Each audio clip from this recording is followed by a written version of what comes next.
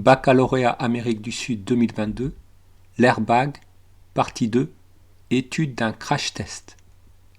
Un essai de choc, crash test, est une opération réalisée en laboratoire consistant à tester le comportement des véhicules en cas de choc ou de collision.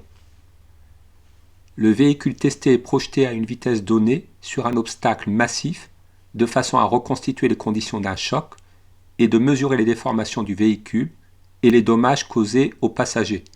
Ceux-ci sont remplacés par des mannequins. La figure 4 présente 3 images issues de la vidéo d'un crash test. Le chronométrage est indiqué en millisecondes en haut à gauche sur chaque photo. L'impact a lieu à la date t est égale à 0 secondes. Toutes les photos sont à la même échelle.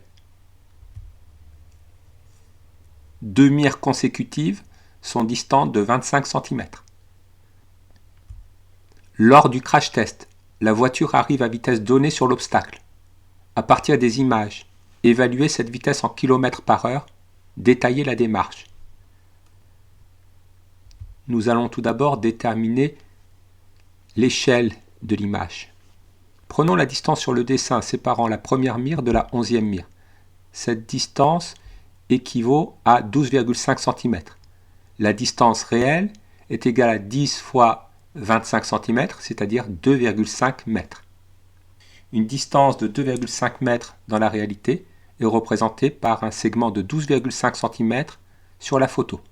Mesurons la distance qu'a parcourue la voiture entre les deux premières photos. Repérons la position de la première mire sur la première photo et la position de la première mire sur la deuxième photo. La distance séparant les deux mires sur les deux photos est de 2,1 cm.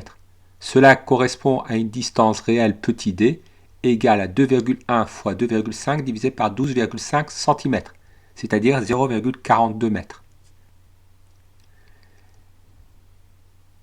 La durée séparant les deux photos est de 24 millisecondes. La voiture a donc parcouru une distance de 0,42 mètres en 24 millisecondes. La vitesse parcourue par la voiture est la distance parcourue par la voiture divisée par la durée correspondante. 0,42 divisé par 24 fois 10 puissance moins 3, cela nous donne une vitesse égale à 17 mètres par seconde. On multiplie par 3,6 pour la convertir en km par heure. La voiture a une vitesse de 63 km par heure. L'analyse de la vidéo permet de représenter les vitesses d'une des mires de la portière arrière de la voiture et de la tête du mannequin simulant le conducteur. Caractérisez le mouvement de la tête pendant les 25 millisecondes suivant la date de l'impact qui a lieu à la date t est égale à 0 secondes. Pendant les 25 premières millisecondes, la vitesse de la tête est constante. Le mouvement est donc uniforme. Et puisque la trajectoire est une droite, le mouvement de la tête est rectiligne uniforme pendant les 25 premières millisecondes. Schématiser sommairement la voiture à la date t est égale à 75 millisecondes et représenter sans souci d'échelle ses vecteurs vitesse et accélération. À la date t est égale à 75 millisecondes, le vecteur vitesse est horizontal et orienté vers la gauche dans le sens de déplacement du véhicule. Puisque la voiture décélère, le vecteur accélération est horizontal et opposé au vecteur vitesse. Estimez la valeur maximale de l'accélération subie par la tête du mannequin au cours du choc. Détaillez la démarche.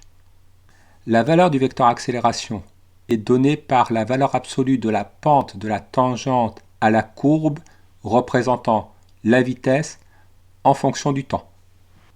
Traçons la tangente à la courbe là où la pente est la plus importante en valeur absolue.